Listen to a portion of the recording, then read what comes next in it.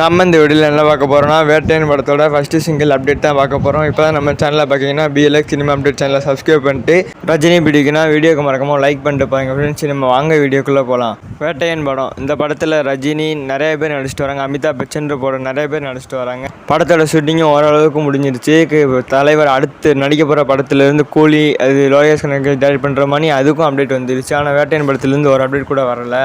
ரஜினி ஃபேன்ஸ்லாம் ரொம்பவே டிசப்பாயின்மெண்ட் ஆகிருப்பீங்க. நிறையா படத்துலேருந்து அப்டேட் வந்துக்கிட்டே இருக்குது. ஆனால் வேட்டையன் படத்துலேருந்து ஒரு அப்டேட் கூட வர மாட்டேங்கி. இப்போ ரஜினி தரப்புலேருந்து இந்த அப்டேட் இதுக்கு முன்னாடியே வந்துருச்சு, கூலி படம் நடிக்க போகிறாரு அப்படின்ற மாதிரி. அப்புறம் பார்த்திங்கன்னா வேட்டையன்லேருந்து அப்டேட்டே வரல.